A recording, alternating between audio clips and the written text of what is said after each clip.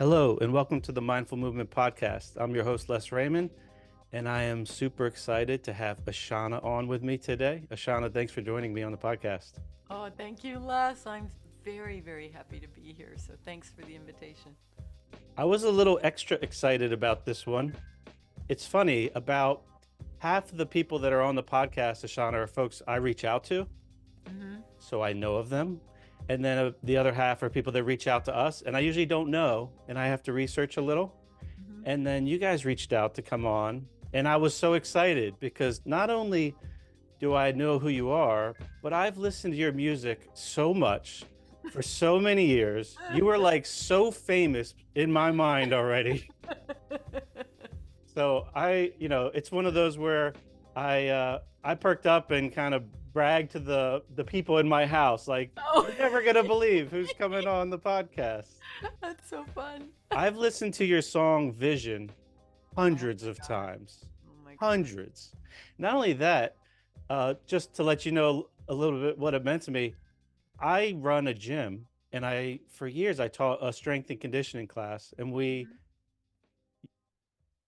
start every class with like chilling out. Mhm. And for a while, that's the song that my clients heard when they walked in. They got on a Mhm. foam roller and they like turned everything down, their Yeah. nervous system down, and then we would do breath work, and I might have them do some humming to resonate with that. So that was my go-to Yeah. song that I was like, when I'm out of idea, like I just put that on and I know it'll work. So it was really special to me personally to see that email, and I'm really grateful that you're out there, and it's really an honor to finally meet you kind of in person, face to face. Almost. Almost. If we were there, we would have a big hug. Yeah. So So very excited to speak with you. you.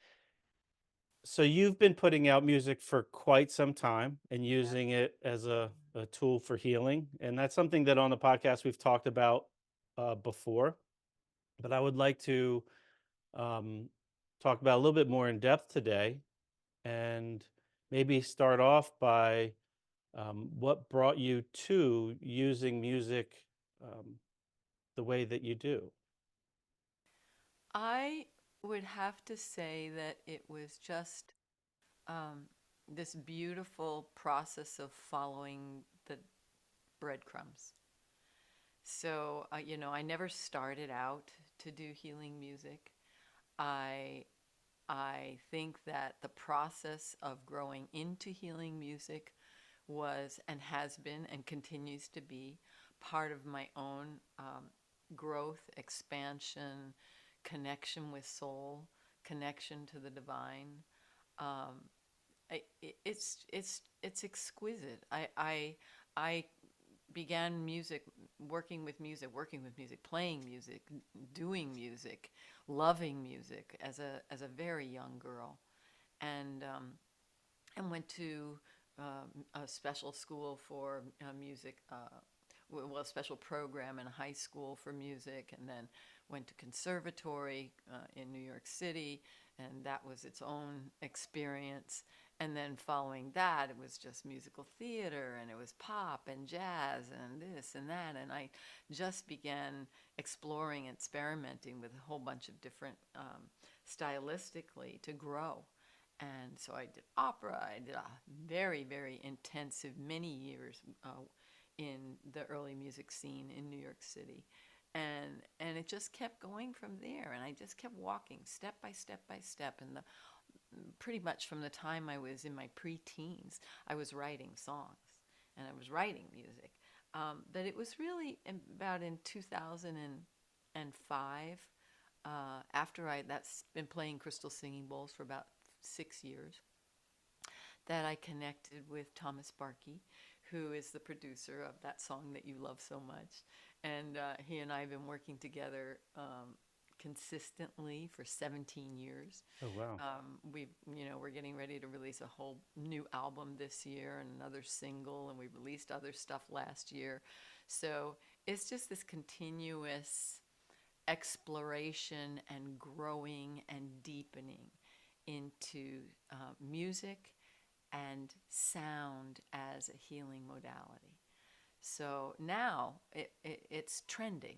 We have that whole thing about, oh, sound healing, like it's some brand new thing. And sound healing's been around for like, 7,000, 10,000 years, for as long as humanity has existed and Can, had a can you spiritual connection. can you Can I? expand on that? So it's funny because I'll work with a client and I'll pitch using sound as a tool to heal, and I'm really shooting from the hip. But you Yeah. go into some further detail in your book. Can you take a moment and expand on the history in which how cultures were using it as for healing? Well, every culture that we know of on Earth has used sound and music as healing. The ancient Greeks, um, uh, in ancient Greek culture, the musicians were considered the physicians. In Egyptian culture, the ancient Egypt I'm talking about, everything was about vibration and sound current.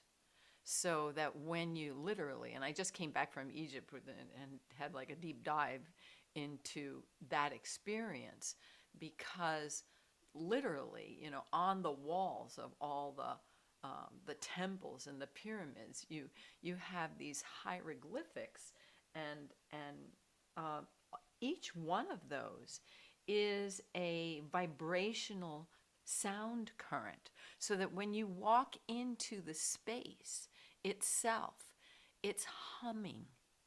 I can't explain it better The to you like the than that. building itself, the structures? No, not the Mm. structures, but as you become more and more and more and more sensitive to vibrational frequency, you can literally, when you walk into sacred places and temples, I'm not just talking about in Egypt, I'm talking about our cathedrals that are all around the world. If we walk into places that are considered sacred, even in nature, deep places in nature, on the land, mountains, um, particular power spots on the earth, we can feel, you can sense, your intuitive knowingness as a human can sense this connection with the land, with the vibration of all that prayer, all that loving intention, all of that desire to connect with something greater than, the small conditioned human self.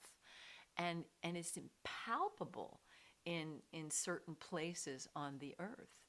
And this is vibration. Now, to kind of go back to your question about, historically, how sound and music was used in cultures. Let's say you go to indigenous cultures, Native American cultures.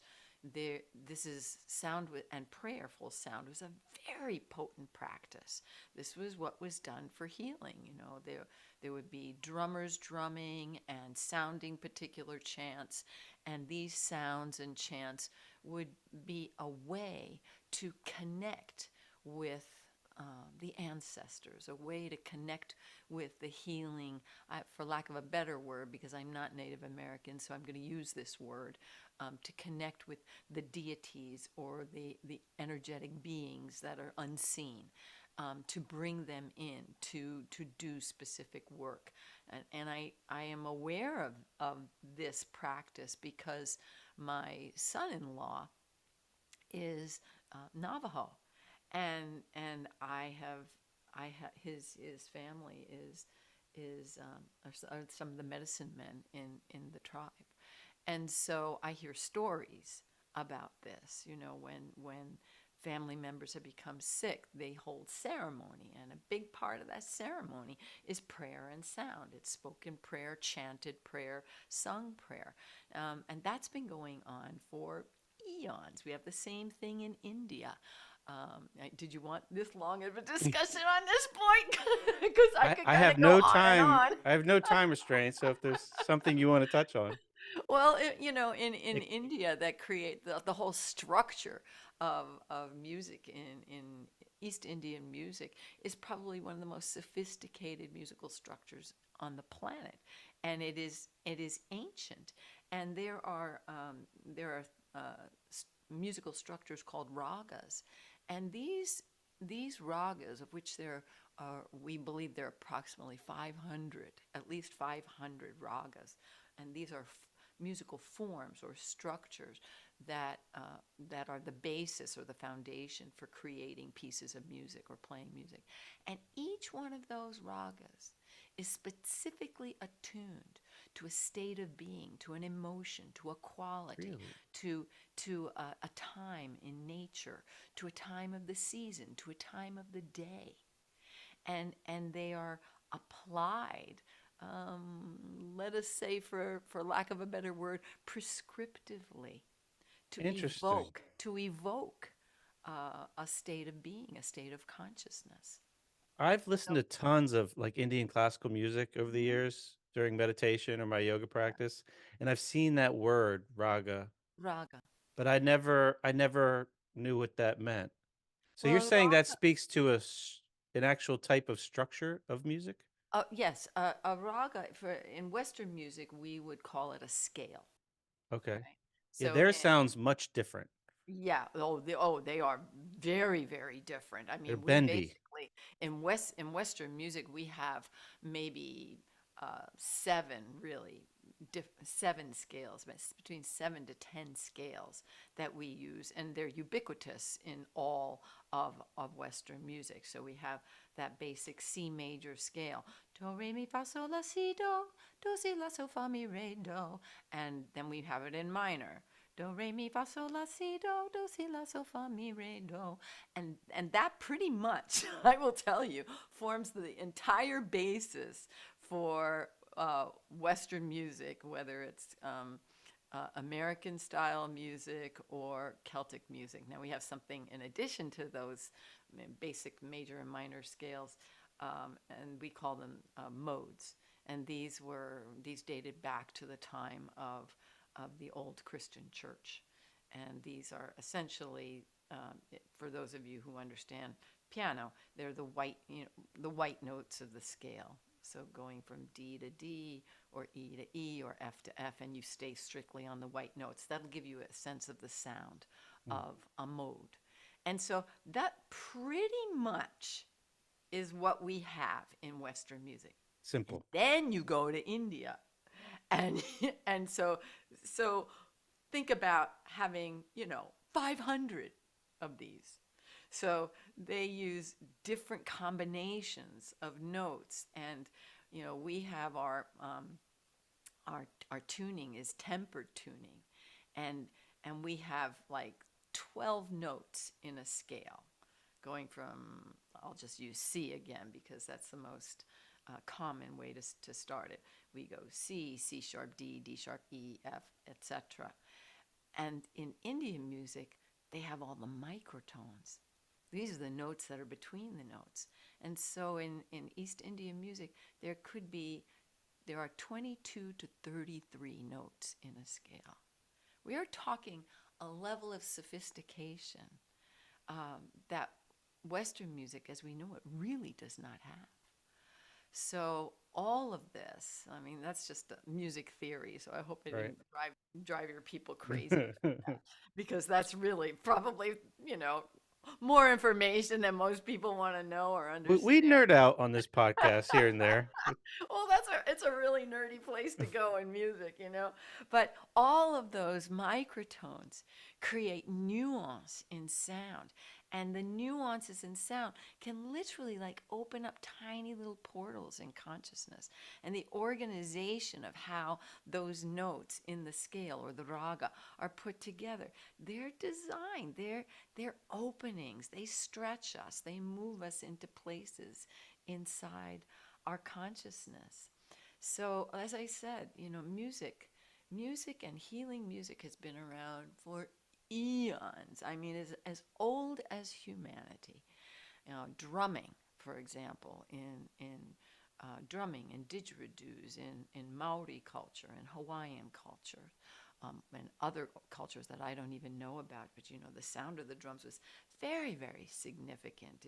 It was connected with our heartbeat, with our pulse, and deeply connecting us to the earth. And of course, we have that in Western music, and we have that in East Indian music. Is very prevalent. You have, tablas, which form our sophisticated rhythmic accompaniment to any kind of lyrical instrument or stringed instrument or flute. or vocalization. So, it, music is not, it's, let me say it this way, it is so much more than what the average American understands and is fed through, television and radio and internet music, where it's chopped down to 4-minute bites and songs that sell commercially. Right. I mean, that's almost it's a travesty in But a even so, those little bites allows everybody to be able to resonate with the idea that they're affected by it and can alter their mood Absolutely. and use it as a tool um, to Absolutely. ride the wave of life, if you will.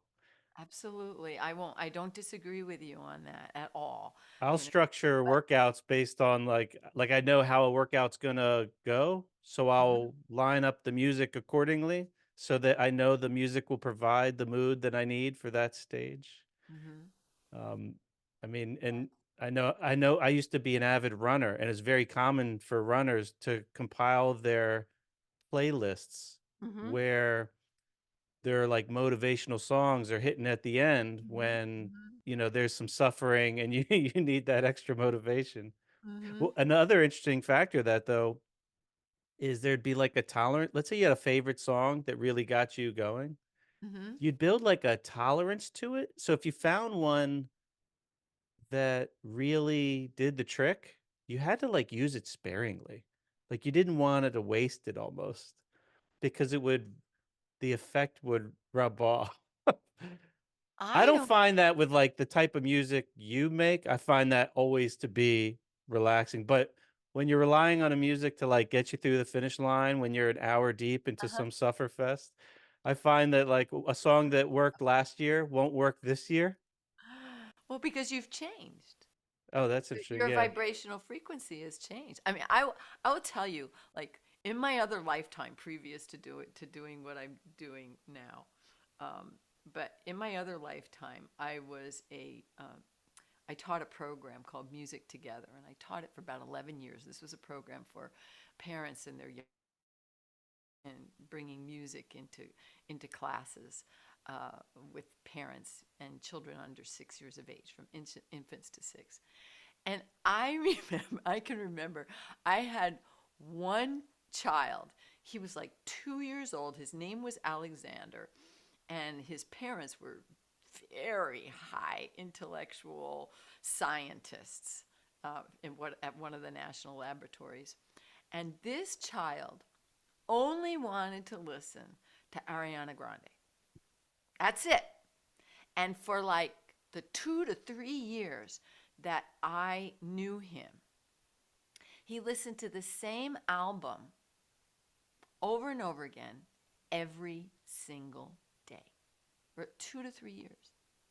And his mother would, she was like driving and she was tearing her hair out over this. She was like, "Oh my God, can you help him, Ashana? Can I do something else?" And it was like, no, man, this is where he's at, and he's being fed on some frequency, some specific energetic dial up and download that he's getting from this music that he doesn't get from any place else.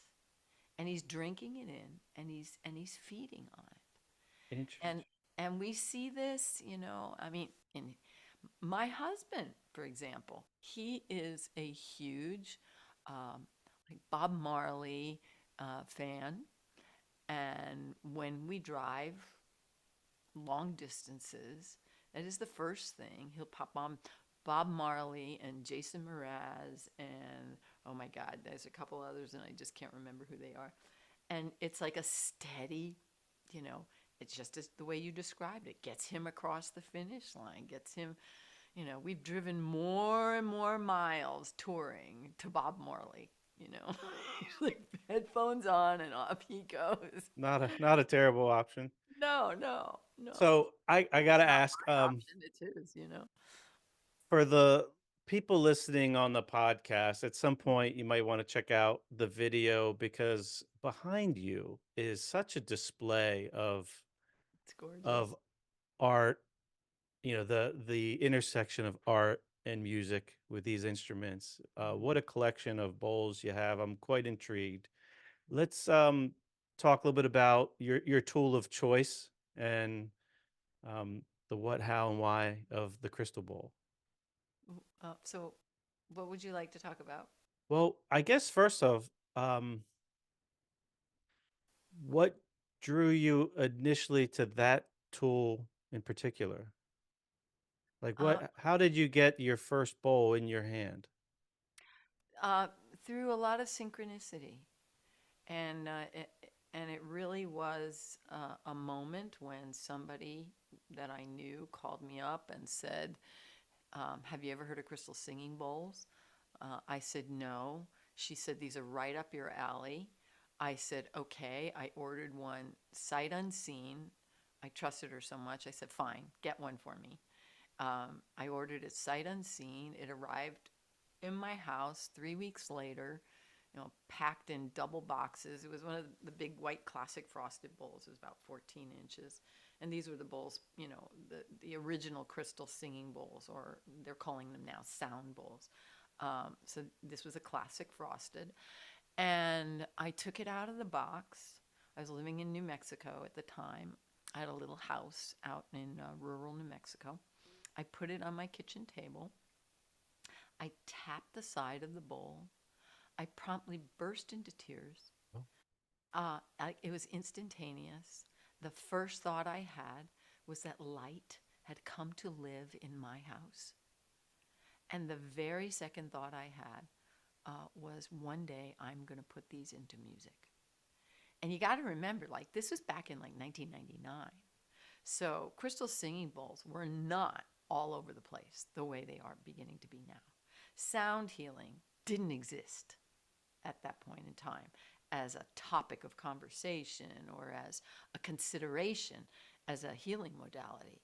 It was just at its nascent point. It was baby steps there. So, I'm considered one of the pioneers in sound healing with crystal singing bowls. So when this moment happened, I was completely smitten with these instruments. And 3 weeks later, I had seven. Immediately I was like, oh man, I gotta get more of these. You can't do this with just one bowl. It was so obvious to me. So I had seven, and then for about 2 years, I was just playing them for myself, for other people, you know, um, different. Before they had sound baths, I was doing what they're calling now sound baths, bringing them in, doing meditations and guided meditations, and playing bowls for people, and having amazing experiences with them. And then around in 2005, my soul said, "It's time. You are done doing what you've done," which was, this program that I told you about, teaching music together. It was a really clear, hard stop. And I sold my business, and I turned around and I made my first album with Thomas, who I met through another sequence of really amazing synchronicities. And walked into the studio with him, and 3 days later, we had recorded the Ave Maria, which is now iconic and classic in the field of interpretations of Ave Maria. That piece has literally gone on to be played and listened to by millions and millions and millions of people all over the world. And that was the first song we recorded. Um, it was amazing. And then after that, we recorded Jewels of Silence, which has that song that you love so much, Vision. And we never stopped. We still There's a haven't. lot on that album that I Yeah, there's a that I lot like. on that album. But if you That's the listen, album that got me. there's try listening to, honestly. If you love that album, we released a new song last year called Cosmic Grace, which is, it'll just absolutely take your breath away. I And listened to it this morning. Thank you. And that was with Benji Wertheimer, playing Esraj, and then we have what we for a long time we called the follow up to Jewels of Silence 2. It's coming out this year, and it's called, it has its own title, which is called Songs of Orion. So I'm super stoked about this album because there's just astonishing, beautiful music on it. Oh, That's looking forward to it. Yeah, way my more. go-to time these days for your music is post workout. I get in the sauna, I'll go through Mhm. some stretches, and then I turn it on and I get in like a more traditional seated meditation, and I'll do a little bit of breath work and then meditation. Yeah. And it's nice. I like that there's something about it that's not just like peaceful and inviting and uh, very beautiful music, but my it doesn't grab my mind like if I listen to things with lots of words that I understand, Hmm. I just it creates thoughts, and I I'm know. like I'm trying to just be, and there's something about creating the space for me to just be that your music provides that just it works really well for me. I really enjoy it, and I don't get tired of it for sure. Thank So you. these bowls, you mentioned, and we talk a lot on this podcast about stress because there's a lot of things we do to try to empower people to play a larger role in their sense of well-being and like Mhm. cultivate greater health for themselves. And over the years, it's definitely been clear to me that stress is like this big interference of us being healthy and like hitting that homeostatic space where everything is in balance. And there's something about this tool that helps in some way, like that recalibration, so like that, the reset from the stress state. Mhm. What's going on there? Is that just the body literally resonating with the bowl? And if so, why can it work with so many different bowls at so many different frequencies? Like it seems to not quite matter which, like you're gonna get a positive result. No, it doesn't matter what the bowl is or what the song is. Like what's going on there? Or maybe it does, and I'm not as sensitive to pick up on Oh, wow. That's a big, long question. it. I'm not sure where to start. Um, it does matter, first of all, what the bowl is and to you, right? Uh, and it does matter who's playing, honestly, Okay. because you can absolutely have an experience of somebody playing crystal singing bowls that is can be uncomfortable, right? So if they're even though they're really simple to play, they're easy to play. They're not necessarily uh, easy to play well, and that's something to take into consideration. Uh, let's put it this. Let me put it this way. So think about having a guitar, and you get some person in there, whether it's a male or a female person, and they're playing, and they're just like wanging away on the guitar, and it's like crazy, crazy, crazy, crazy, crazy. And then you hand the guitar to Eric Clapton, or you hand it to Stevie Vaughan, or you hand it to, you know, one of the classical guitarists like Andre Segovia, or you hand the same instrument into another pair of hands. Like with my students, I often give them the example of, as opposed to a guitar, I give them the example of a cello player and say, okay, let's take a young prodigy who is um, just up and coming on the cello, and you go and you hear them play, and it's beautiful. But then you take the same cello and you put it in the hands of someone like Yo-Yo Ma, and he sits down and plays the same piece, and your life will never be the same. I could understand that. Help me understand with the bowl more. Because But when I I will. think I'll of when take you I to the hear the bowl. guitar, I think of like, well, there's so much variability. You could play any note. When I see a bowl, it's like, but it's but it's one note, Ashana. Like I know. I know. I think I it's know. one note. Aren't they I like get it's one tuned note. to a certain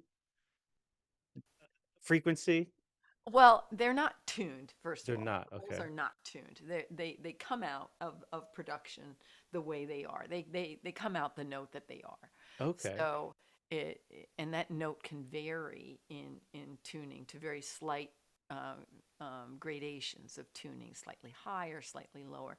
So when they make a whole, passel of bowls, they never know what's going to come out. They might Really? have a good idea. Yeah, they might Oh, have a I good. just assumed it was like No, standardized somehow. no, Oh, that's no. interesting. It's not. The bowls will come out the way the bowls come out. And there are some companies that I believe that can refine that process more. So you can say, oh, I want to get a bunch of Fs or I want to get a bunch of G sharps or whatever it is. But it's harder to do. And I have yet to know that this can be done. So that doesn't mean you can't do it, but in the company that I work with Crystal Singing Bowls, they haven't been able to do that yet. So, so the important thing to take into consideration with crystal singing bowls is they're pure quartz crystal, right? They're pure quartz crystal, and these particular bowls that have been infused and overlaid with precious gemstones, minerals, and metals. So, like some of the ones that you're looking behind me are like iron and indium and gold, So that's and where the colors come from. the colors come from The that. things And they're adding to the crystal. yeah, so here we're looking over here, and there's ruby bowl, there's this Himalayan salt bowl, there's a citrine bowl, there's a selenite bowl, there's a rose quartz bowl. So, all of that's been added in to the making of the bowl. Now, let's look at the properties of pure quartz crystal. So the properties of quartz crystal are to amplify energy, make it bigger, to transmit energy, to send it out, to store or contain energy, to absorb energy, and to transmute or transform energy. So there is, now let's call it the yo-yo ma factor here, right? So when you add in the player of the bowl, you have, in my opinion, a new alchemy that is created. And that is the alchemy of the consciousness of the player and the bowl. Because the bowl, such a simple instrument, you take your mallet, you go around the rim, and the bowl is being played by a human. That bowl cannot do anything unless, I take the mallet and I go around the rim. Otherwise, it's going to sit there just like all my friends behind me and look beautiful and basically resonate their energy in the room without making any sound. But when I sit down and I tap the side of the bowl and I begin to play, there is my energy field coming in, my years of experience playing, um, my consciousness. And So this is that inner information from you and your all of that. consciousness is being absorbed by the bowl and then retransmitted out. It's being, let's, because that sounds like a one-way street, but it's two ways, right? So the bowl and I are connecting. We're creating a brand new You're thing. holding it. So it's Yeah. okay. I'm holding it, I'm playing it, I'm attuned to this sound, I'm being impacted and entrained by this sound. my personal resonance is shifting and expanding and growing bigger with the resonance of the bowl itself. So we're doing a dance here. This is a very organic and expansive relationship. So this is living consciousness in one form, meeting living consciousness in another form, and creating vibrational sound together.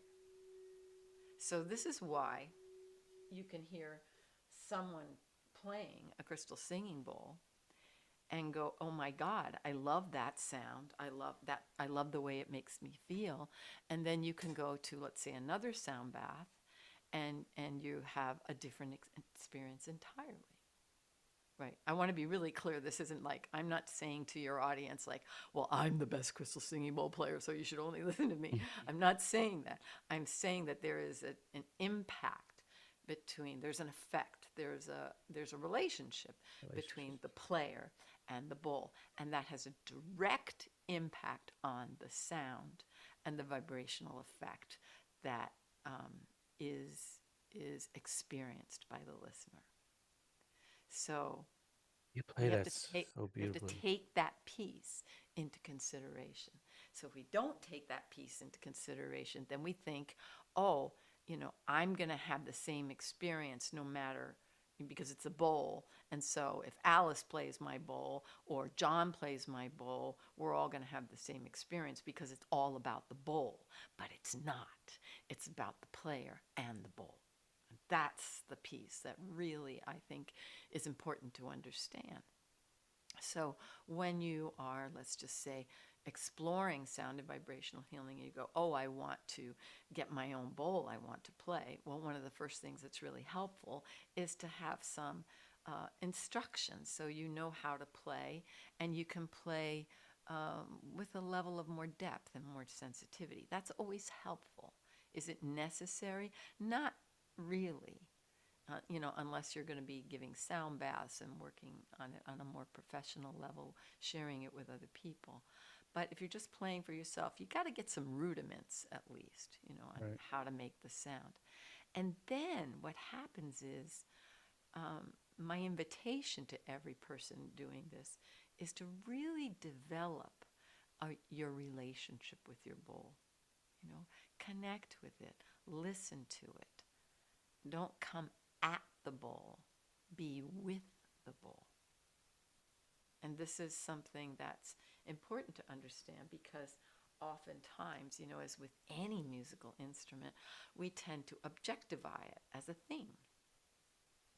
My piano, I say, oh, that's my piano. It's a thing.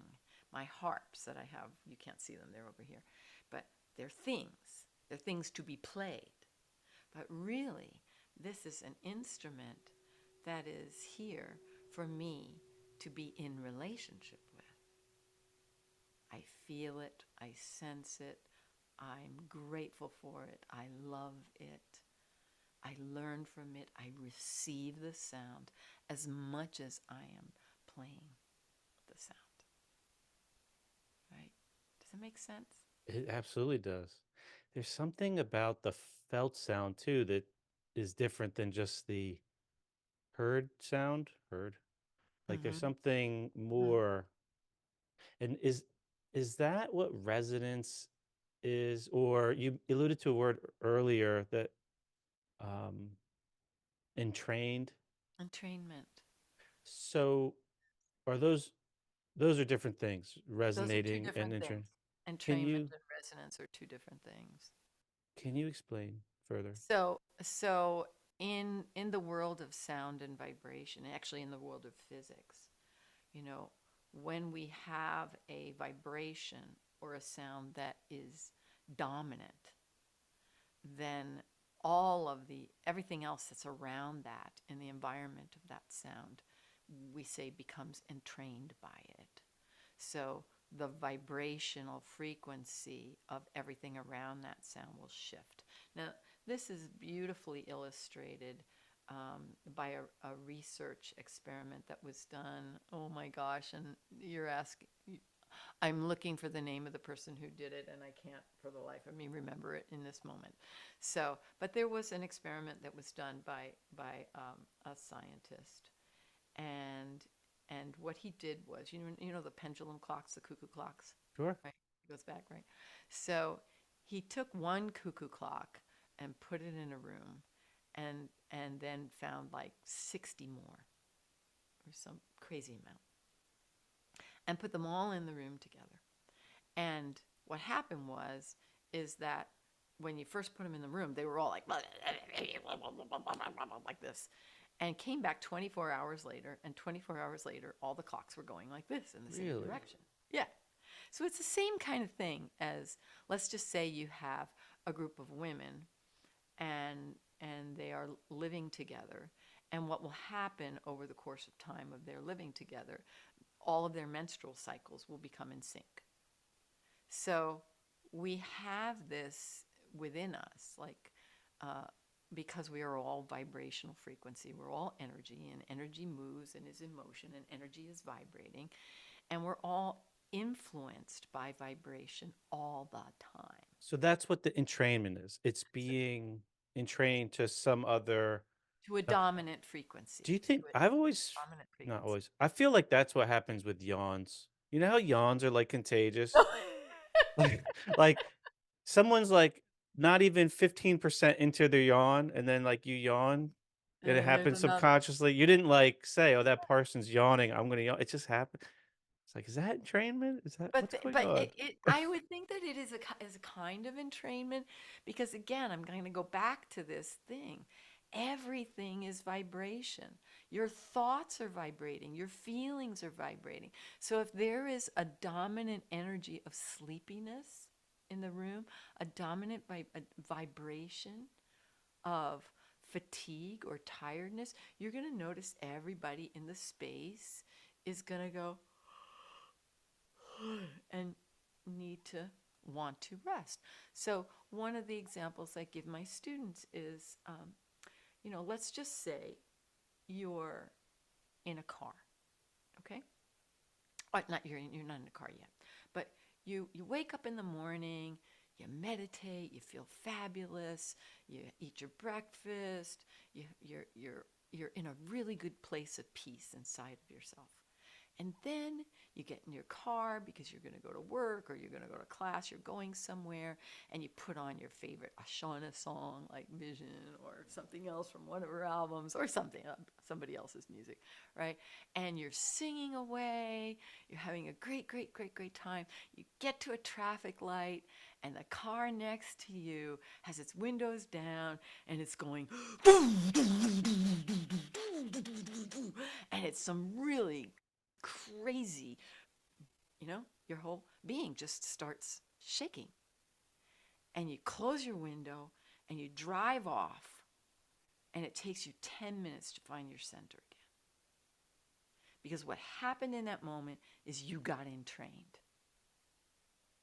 And we are being entrained all of the time. You're entrained when you're scrolling social media. You're entrained when you're reading or watching or listening to the news. You're entrained when you're hearing a speaker. You're entrained when you're listening to music, right? You're entrained when there's a big energy in the space around you. Let's just say you go into your boss's office and she is having a really bad day. And then all of a sudden, everybody in the office is going, everybody's walking around on tiptoes. Or you come into the office and someone's having a fabulous day. It's just they're exuding an energy of love and contentment and happiness, and it's like a vibration that permeates the whole space, right? So we're constantly being entrained. Choose your environment wisely. Well, choose your environment wisely, choose what you listen to wisely, Mm. choose what you read wisely, choose what you think wisely, choose how you feel wisely. This is we are all vibrational beings. Now, let's go to resonance. So, resonance Natural resonance is the innate vibrational frequency at which something vibrates.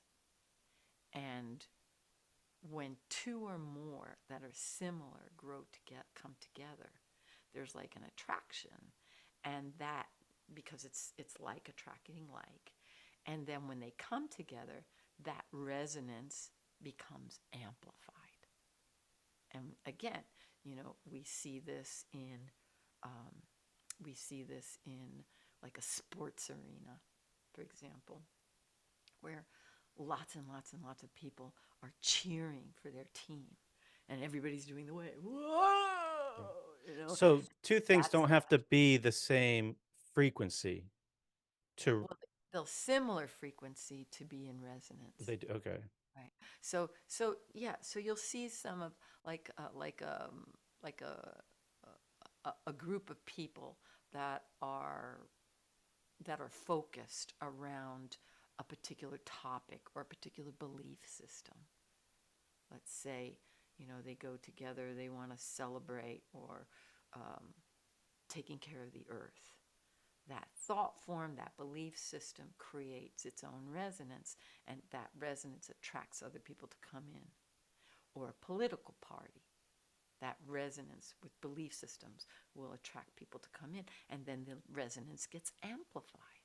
This is So all about vibration. It's not so in about. the terms of bowls, if you have two bowls Mm-hmm, and one is C, mm-hmm. you know,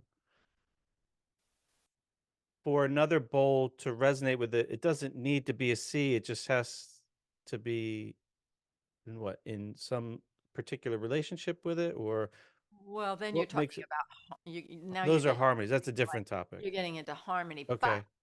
it's a really great question what you're asking. So let's just, I don't know if your audience can really hear this, but here's two bowls that are the same note. Okay? Okay. So we have one bowl here. This is a B, and this is the same size, but it's a B. So if I play this bowl, and then I play this one, now if you were sitting right next to me, you'd feel that this sound now has gotten louder and larger. They're Okay. not, they're the same note, but they're not quite the same tuning. They're very, very, very slightly different. And so you'll hear That wave. the wave coming in. But now, the more I play this, the bigger and bigger the sound is going to get. Oh, To really? It'll just continue to grow? It'll continue to grow to the extent that the threshold of sound that can be produced by the bowl will allow it. How does one know? I mean, I assume these don't look inexpensive. These They're look nice. not. So they're if not. some They're if not somebody inexpensive. I want one. I don't have one. If somebody wants one, how Yeah. do you know, like, what do you look for? How do you know which one is the one that you want to start a relationship with? Well, usually it's helpful to have a person like myself around to help you um, connect with that.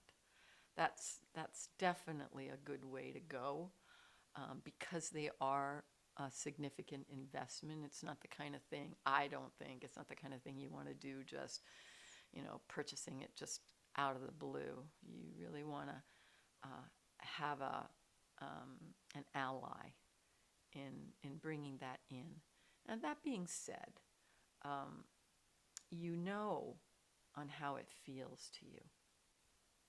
So And does that mean you need to be in the room with it or not no? necessarily. I Okay. mean, I've I've been putting bowls into people's hands all over the world, and they do it with me, um, connecting to the bowls through my website. So we have this process where we have clips on the sound clips on the bowl, on the website, and they're well produced, and that's always me playing the bowls, and then we have a conversation because I really don't like anybody purchasing bowls from me that doesn't have a conversation with me, so I can make sure, is this the right thing for you? You know, does this work inside your life? Does this, are you feeling aligned with this? Because let me just put it this way. I love these guys so much. I want them going to the right home, They need a good home. you know? And I want to make sure that that home is the right home for them.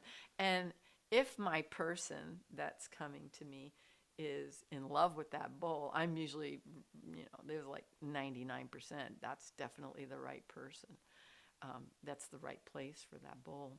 So it's just I'm here to make sure that the relationship is a good one, because sometimes people come in and they do bowls based on eye candy, and this happens, where they go, Understandably. oh my God, I Yeah. have to have that. And then, they get it home and they're like, wow, it's not quite the right.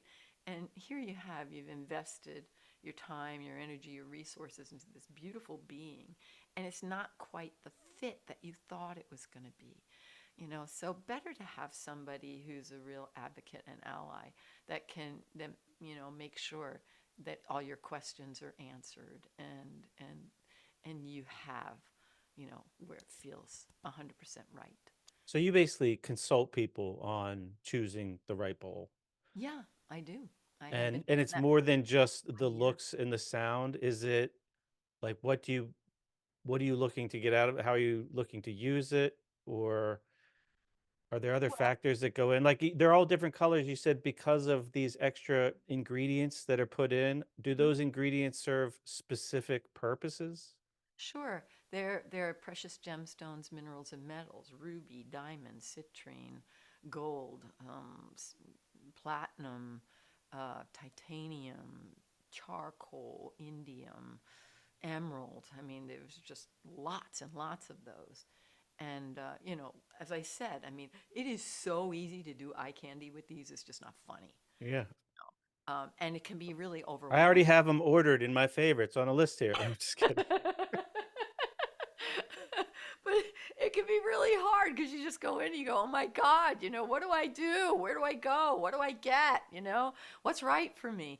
And so, we talk about that. You and I sit down and we talk about it. It's like, what is it that you're wanting? Why is this important to you? How do you visualize and envision yourself having this being inside in your life? And is it one, or is it two or three or four that are coming together?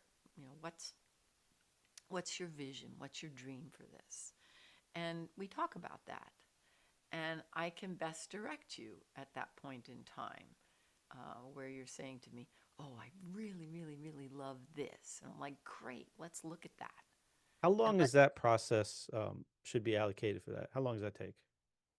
depends on the person. Usually I start people with, I say, okay, let's go and look on the website first, and just immerse yourself in those sounds. And when you're done and you make a list of the sounds that make you go, ah, call me and we're going to talk. Okay. And at that point in time, I'll say, okay, if you can't find what you want here, then let me source that for you, till we find exactly what's right for you in that moment. And like I said, I've been doing this for jeepers. I've been putting bowls in people's hands for as long as I have been playing bowls. So that's almost 25 years. I would like to go through that process. I would like to I want I want to experience that. And then I want to have a relationship with a bowl. Oh, you're going to be, it's considering the work that you guys do, um, it's just going to take things to another level for you. All the mindfulness work that you do, and helping yourself and others kind of go into that silent, go into the stillness. I think bowls are amazing. They are the quintessential instrument, a quintessential instrument for helping us move into stillness. So it just allows us to shift our vibration, because we get entrained by the sound. And we shift our vibration to a higher frequency, a more expanded state of consciousness, a more expanded way of being. And then when the sound diminishes, the ease with which one can just lean back and rest in the frequency that's been co-created, right, um, is just exquisite. I can close my eyes literally and feel that without ever playing a bowl. So there's been such a training You have a reference. for that. Yeah, it creates the reference point. And then when you combine that with your practice, your meditation practice of stillness, and everything that you and Sara have done to deepen that work inside of yourself, those practices inside of yourself. You combine that with playing a bowl, then everything's just going to go like that. It's Yeah, just going I would like to. I want that felt experience. I mean, I listen to them all the time and it's super therapeutic, to. but I want that like 10, 15 minutes at night in my evening routine where my body feels it. Yeah. I want that not once in a blue moon. I want it like on the regular. I want it to Yeah. become part of my routine and then see what unfolds from that Yeah. Yeah. relationship. Yeah. And there's It. something you mentioned also something in the book I'll touch on. I know I've coming to an end here, but about the body, like the structures of the body basically being made to, I don't know if transduces, right, like to conduct the information or conduct the sound.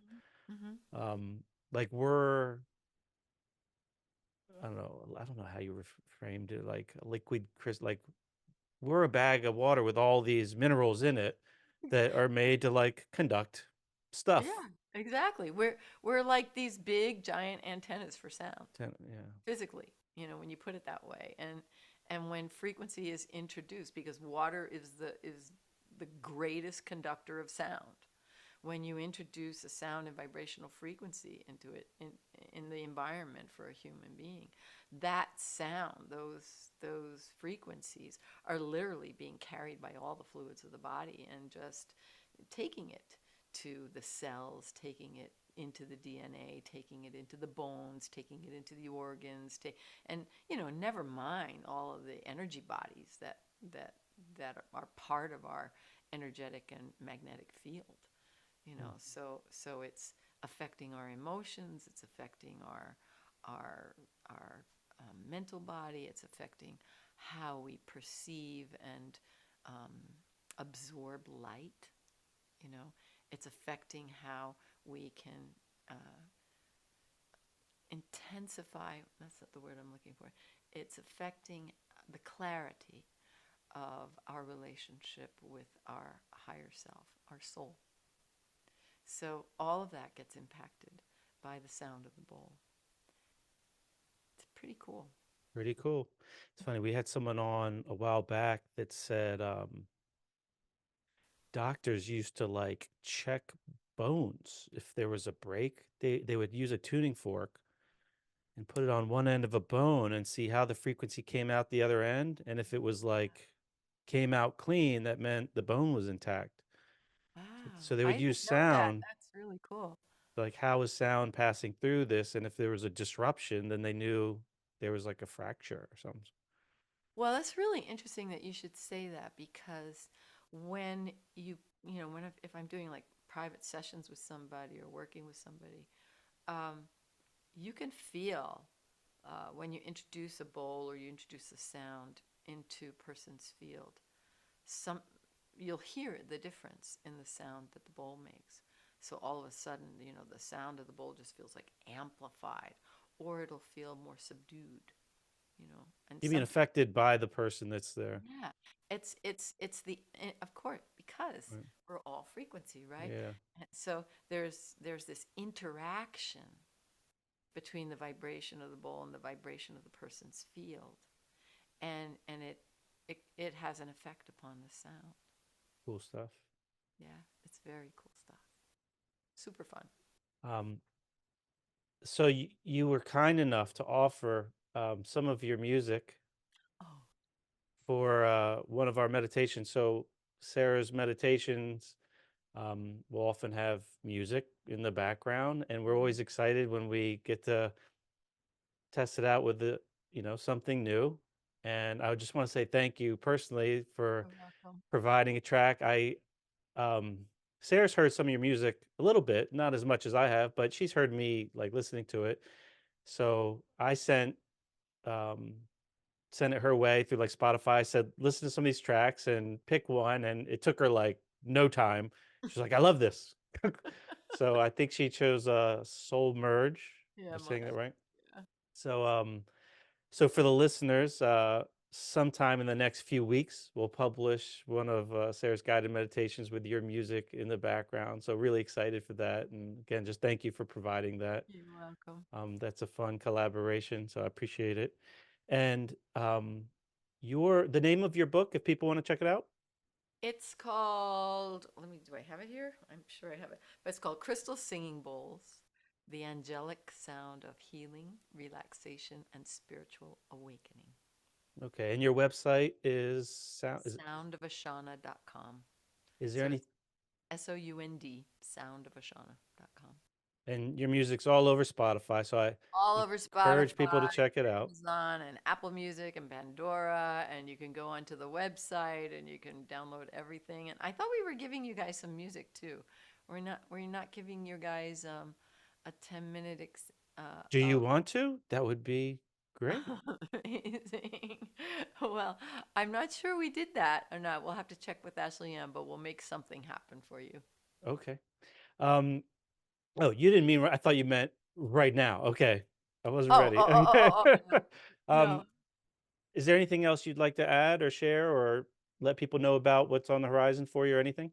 You know what? I would, because we have a project that's coming out next year, which, not next year, I'm so used to 2023, but this year. It's called Celestial Alignment for Healing. And I am so stoked about this. We've beta tested it. We're just finishing up our beta test of it.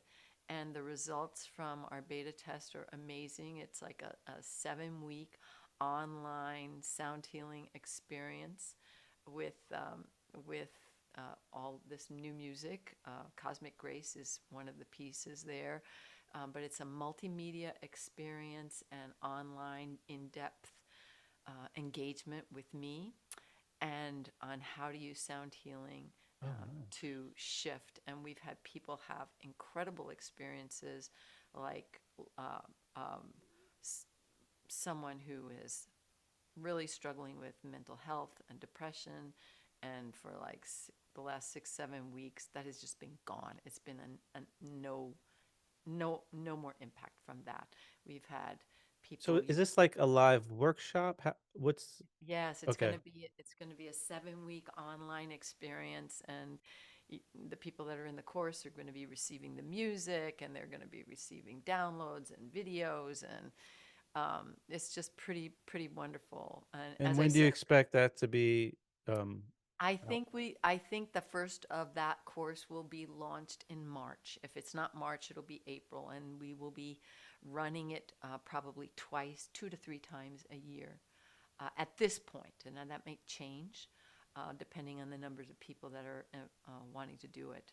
But as I said, we've just had amazing experiences. 2 people we had in the beta test uh, were on medications. Actually, I think 3 were on medications, and within about 3 to 4 weeks of the program, um, they stopped.